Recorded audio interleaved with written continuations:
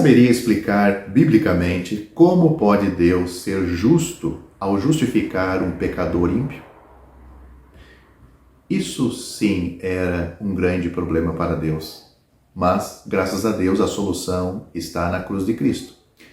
As exigências da justiça foram plenamente satisfeitas por seu sangue, pelo sangue de Cristo, e o caminho foi aberto para Deus justificar e abençoar pecadores ímpios sem comprometer seu caráter como um Deus de santidade e verdade.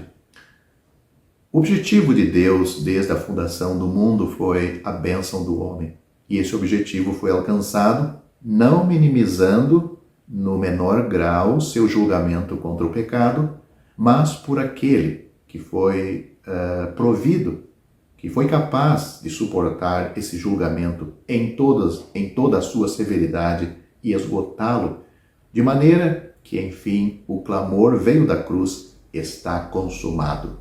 Isso se ouviu quando Cristo, na cruz, disse essas palavras, João capítulo 19, versículo 30. Ninguém, em vista do Calvário, pode dizer que o pecado é um assunto leve aos olhos de Deus. Ele deixou claro para o universo que ele tem uma aversão infinita ao mal e que ele não abençoa e não pode abençoar os homens sem que as reivindicações de justiça da parte deles sejam satisfeitas. A bênção que Deus oferece é oferecida com justiça. A obra de Cristo glorificou a Deus de tal maneira que ele é justo, bem como gracioso, ao justificar o pecador ímpio que crê no Senhor Jesus como seu Salvador pessoal. O apóstolo Pedro, falando aos religiosos da sua época, religiosos, mas não salvos, que fora de Cristo não há salvação. Note o que ele disse: e em nenhum outro há salvação, porque também debaixo do céu nenhum outro nome há dado entre os homens, pelo qual devamos ser salvos. Isso está registrado em Atos capítulo 4, versículo 12. É somente sobre esta base e nenhuma outra que você pode ser salvo. Se você deve ser salvo, então o pesado fardo dos seus pecados precisa ser removido. Se o pesado fardo precisa ser removido, a pena pelo pecado precisa ser aplicada em alguém. Se a pena pelo pecado precisa ser aplicada em alguém, então Jesus precisava morrer, pois a pena para o pecado é a morte. Você não poderia suportá-lo sem perecer miseravelmente. Assim disse o apóstolo João: pelo seu nome vos são perdoados os pecados. 1 João capítulo 2, versículo 12. Não pelas obras que você possa praticar, nem pela sua moralidade, mas pelo nome de Jesus. A resposta não poderia ser mais simples. A misericórdia flui hoje mesmo. Não por meio de alguma relíquia em alguma cidade santa, nem por meio do toque de alguma mão santificada, mas de um vitorioso e ressuscitado Cristo no céu. Pode-se ter acesso a Ele estando em qualquer lugar. Toque nele, ou, em outras palavras, se preferir, creia nele e você será salvo. É somente pela fé. As Escrituras são conclusivas quanto a este ponto. A salvação não é por meio das obras, nem por fé e obras combinadas, mas somente pela fé. Note o que as Escrituras diz sobre isso de uma maneira clara, transparente, que até uma criança pode entender. Porque pela graça sois salvos. Porque pela graça sois salvos por meio da fé. Isto não vem de vós, é dom de Deus. Não vem das obras, para que ninguém se glorie. Esses dois versículos claros e maravilhosos estão em Efésios, capítulo 2, versículos 8 e 9.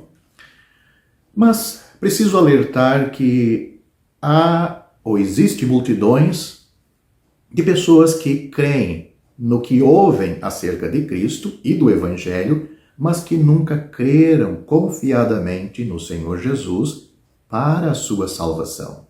Talvez você diga admirado, o que quer dizer com isto?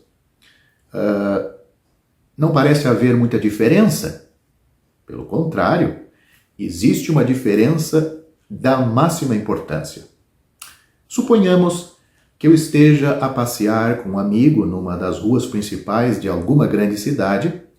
O meu amigo, numa certa altura dessa caminhada, ele me diz: você vê aquele grande edifício na esquina, com uma tabuleta de metal? Respondo afirmativamente.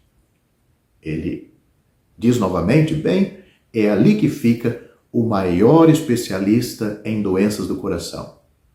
Vem doentes de todos os pontos do país para consultarem com ele. Os seus êxitos têm sido grandes e numerosos.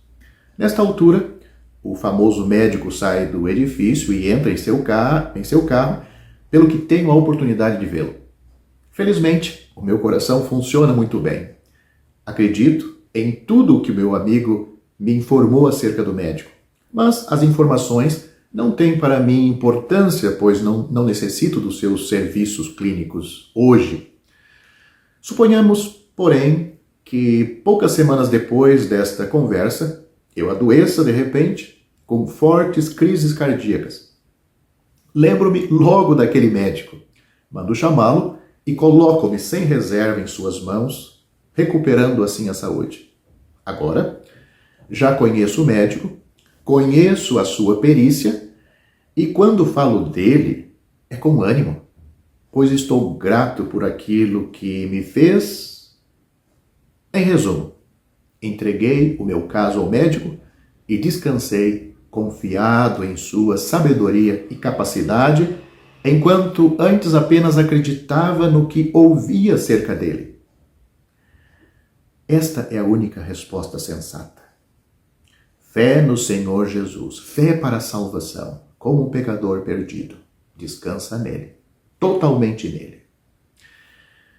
Mas cuidado para não perder sua alma eternamente só por causa desta pequena questão. O tempo. Ou quando? Note o que a Bíblia diz. Eis aqui agora o tempo aceitável. Eis aqui agora o dia da salvação. 2 Coríntios capítulo 6, versículo 2, note, agora é o tempo aceitável, agora é o dia da salvação. Vá ao Senhor Jesus pela fé. Portanto, se como pecador perdido aos olhos de Deus, você tiver crido de todo o coração, tiver aceitado o Senhor Jesus como tendo sofrido na cruz por todos os pecados cometidos por você, e tendo ressuscitado para a sua justificação, então o Cristo na glória é aquele em quem você está agora firme e seguro. Você está nos ombros e nas mãos do bom pastor, e ele nunca o deixará de assim conduzir até que o tenha introduzido no lar celestial. Se assim verdadeiramente creu, você já foi feito membro do corpo de Cristo, a igreja verdadeira, ligado ao seu Senhor pelo Espírito Santo.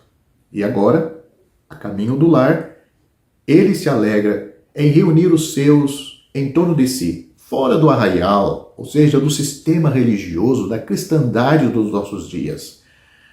Reunido em torno de si e ao seu nome exclusivamente, até que ele volte para levar-nos todos a este lar, para estarmos sempre com ele e sermos semelhantes a ele, por todo sempre, na glória, para o seu eterno louvor.